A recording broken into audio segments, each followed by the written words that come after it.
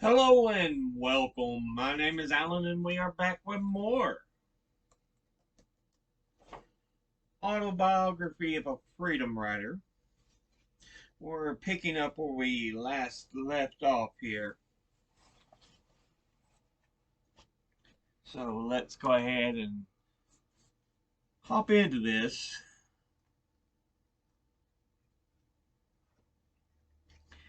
In the morning of June the 26th, 1961, my third day in jail, I was taken for an initial court hearing, which was to be filled with testimony from policemen complaining of both my attempts to incite violence and the ugly demeanor of the people on the Trailways bus terminal. My testimony indicated that everyone in the terminal was smiling except for the policemen who were present. I was found guilty, sentenced to 4 months in jail, and fined $200. I spent only a short time in the Hines County Jail and avoided going to the Parchman Prison Farm.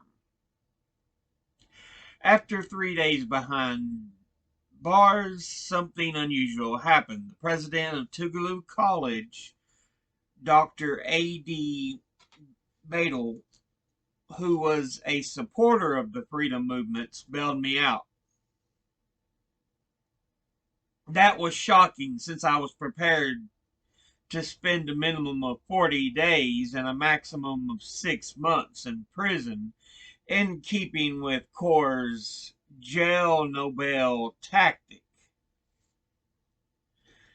By early July, an influx of 32 black Mississippians, including more students from Tougaloo, Jackson State College, and Jackson area high schools, had followed the lead of the Tougaloo Four. Most of the Freedom Riders arrived and were arrested at the Jackson, Mississippi bus terminals in groups. The now defunct Mississippi State Sovereignty Commission classified the riders according to the group in which they were arrested, and the state would later classify them as Freedom Riders Group 18. The actions of the Mississippi Freedom Riders mobilized uh, the greatest amount of local support for the freedom struggle, which helped to dispel the notion that black Southerners were to beat down uh, or were complacent, and reinforced the reality that organized resistance had become a fact of life.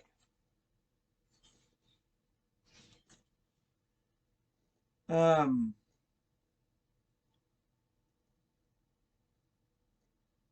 Sorry about that. Various other civil rights activities were initiated in the state. Black activists born and raised in the South accounted for 6 of the original 13 Freedom Riders, approximately 40% of the 400 plus Freedom Riders who later joined the movement, according to the historian Ray Arsenault. The Freedom Rider movement was as interregional as it was interracial, Arsenault wrote. Though in the public consciousness, the typical writer was an idealistic white activist from the North or an older religious leader. It did not seem to register with people then or even now that black Southerners were actively involved.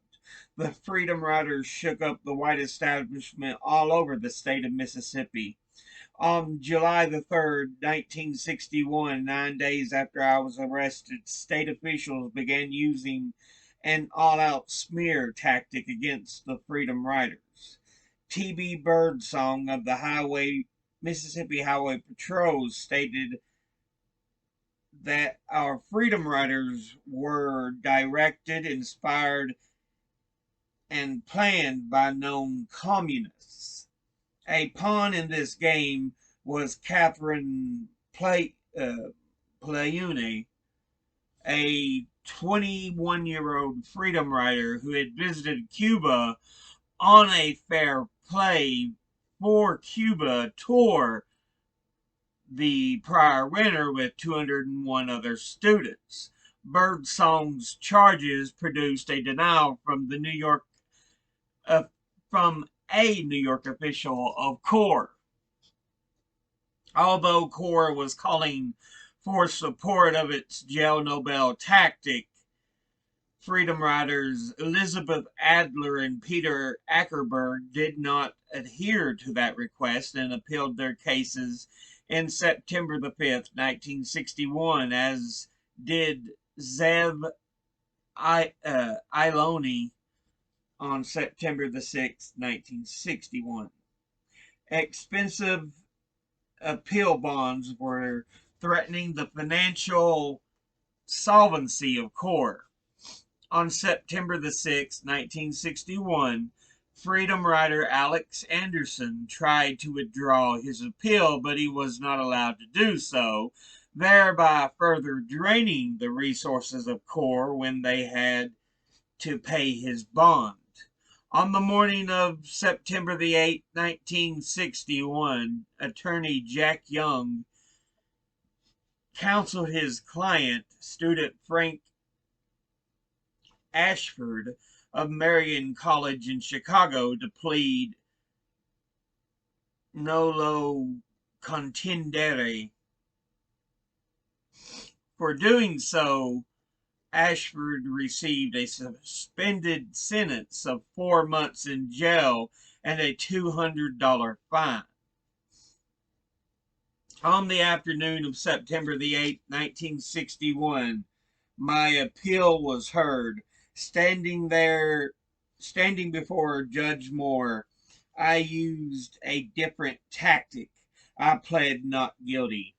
Apparently, the judge did not appreciate that and sentenced me to the higher penalty of 4 months in jail with release on a $1,500 bond and a $200 fine. Because I was known as a committed organizer in the movement, the NAACP paid my bond. After my case was heard, CORE officers instructed their lawyers to counsel their clients to plead nolo contendere at their trials. My case took on a greater significance when merged with a larger federal class action lawsuit, Bailey versus Patterson, filed by the NAACP attorneys. Upon my release, the attorneys began preparing me to testify in the federal court case, which was held in Jackson that summer. The attorneys, including Bill Chancellor and Constance Baker Motley, required me to stay in Jackson rather than to go home to Lucas, so that I would be readily available when they called to take the stand. The class action case that would later become the U.S. Supreme Court case Bailey et al. V. Patterson et al. 369 U.S. 31, 1962, had been originally filed on behalf of Joseph Broadwater, former president of the Jackson NAACP, Burnett L. Jacobs, an active NAACP member, and Samuel Bailey, vice president of the Jackson NAACP. My case and two others involving Doris Ruth Bracy and Medgar Evers were included. Doris Ruth Bracy had been arrested when she sat at the front of a local Jackson bus and refused to move after police asked her to do so. Medgar Evers testified on the class action case that on March the 11th, 1958, he boarded and sat on the front seat of a Continental Trailways bus in Meriden, Mississippi.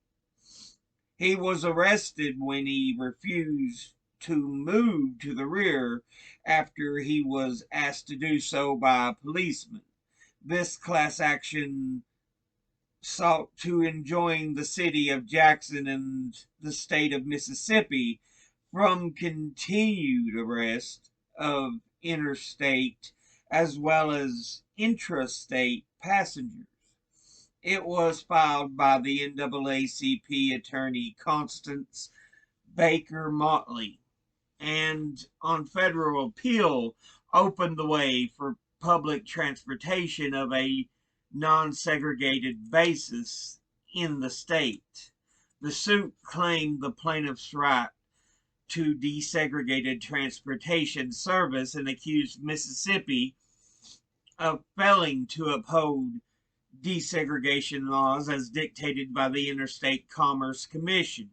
We were denied by the state, and on appeal to the federal district court pending construction of the challenged laws, the NAACP sought relief directly from the U.S. Supreme Court, which on February the 26th, 1962, vacated and remanded the case back to the U.S. District Court for the state of Mississippi for expeditious disposition, stating, as passengers using the segregated transportation facilities, they, appellants, have standing to enforce their right to non-segregated treatment, and that no state may require racial segregation of interstate or intrastate transportation facilities has been so well settled that it is foreclosed as a litigible issue. In the messy unraveling of segregation laws in Mississippi, we eventually won our case the following year. Parchman, Joan, and beyond. Teams of freedom riders continued to come in and fill up the jails of Mississippi in September. At Parchman, they were forbidden cigarettes, shoes, reading material, and exercise. They were issued t-shirts, shorts that didn't fit, except for a few minutes for supervised shaving and showering on Monday and Thursdays. They were kept in their cells around the clock. The lights were kept on all night, which made sleeping difficult. Sometimes at night, fans were turned on and the windows opened, which inside the prison's thick walls made it very cold inside. When they sang freedom songs, their mattresses would be taken away. They were not allowed to associate with anyone except their cellmates. Hunger strikes occurred among freedom riders in Parchman. Price Chatham, 29-year-old from Long Island, New York, fasted for 24 days without food and drank only water. The first group of freedom riders began to be released from Parchman in late July and early August of 1961. Some of them stayed on in Mississippi to support other civil rights actions, including registering blacks to vote. A few of them enrolled at Tougaloo, When classes resumed in the fall of that year, several of my new friends were freedom riders and others in the struggle. Joan Krumpauer was among them. Joan was living in Washington, D.C. when she joined the Freedom Rides. She grew up in Arlington, Virginia, but most of her family had been raised in the Deep South. She would refer to most of her relatives as Old Line, Georgia. I recently asked her to think back to her decision to engage in civil rights action and share her insights. From Joan in her own words. My mother's side of the family was your stereotypical Georgia redneck. That's the only way I can put it. Pentecostal. I think that exposed me to a lot of the rural Deep South, hearing them express their attitudes and religious fervor. My father's side of the family was more college bred Iowa. My folks had met in Washington, D.C. during the Depression, though the closest identification was with the Georgia branch. I also had this relationship with the other side of my family. My Iowa family canceled out my Georgia family. My involvement came about from my religious convictions and the contradiction between life in America with what was being taught in Sunday school. I was at Duke University in Durham, which was the second city to have sit ins, and the Presbyterian chaplain there arranged for the students from North Carolina College, NCC, to come over and talk with us about the sit ins, what the sit ins were about, and the philosophical and religious underpinnings. We had to keep up pretty quiet because you could be kicked or locked out of the buildings or burned out or any number of things on campus. At the end, they invited us to join them on sit-ins in the next week or so. And that started the snowball effect. Duke and I became incompatible over this, and I dropped out and was working in Washington, D.C., actually in Senator Engel's office, involved with a group called NAG, Nonviolent Action Group. Hank Thomas was going on the Freedom Rides, and we thought this was a big joke and gave the poor guy a hard time, thinking he was off on this cushy, all expense paid vacation because exams were over. But we quit laughing when the bus was attacked and burned in Anniston. People from my group, Paul Dietrich and John Moody, were going down to Montgomery, and my apartment had a different off campus phone that was a clearinghouse for the Washington, D.C. people who joined the Freedom Rides. By the time things were rolling a bit and we flew to New Orleans with Stokely Carmichael, I like to say that I brought him to Mississippi. We flew to New Orleans and had a little orientation there, then took the train in. We got arrested. The part that really sticks in my mind was I was 110 pounds with curly blonde hair, very southern looking, and after they arrested me, stepping out of the paddy wagon at the jail and the police officer reaching out to help me down my first step and saying, "We don't want anything to happen to you, little lady," and then catching himself and realizing he was being a southern gentleman and I was a freedom rider. This horror struck withdrawal on his part. So I was 2 months. So it was 2 months, and I think $100 fine in my sentencing.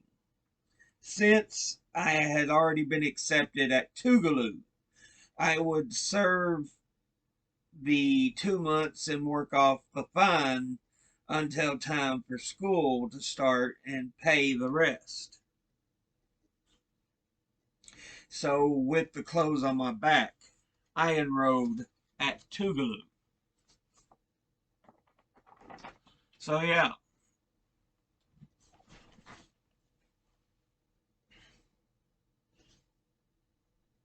Uh, Thomas in this part here talks about some of the others along with him and some of the involvement in the actual court cases that he had involvement with.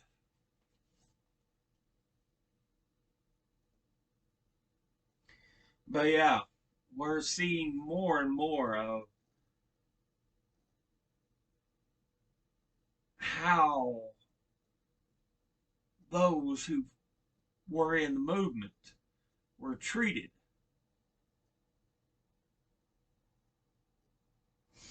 You know, they were inciting violence. Sounds very much like how many people cried out about uh, Black Lives Matter protests.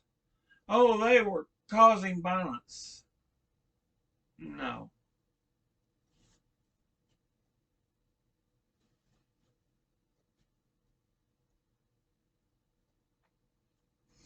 And I think we'll find this to be the fact as we have found what happened during the civil rights movement.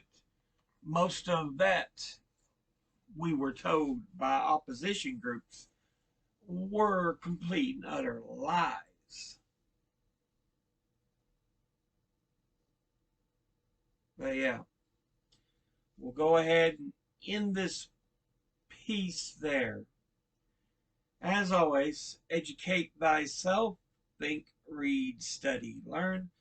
Someone tries to tell you something you have trouble believing, ask them to cite their sources. I'll see you all in the next video. Until then, later.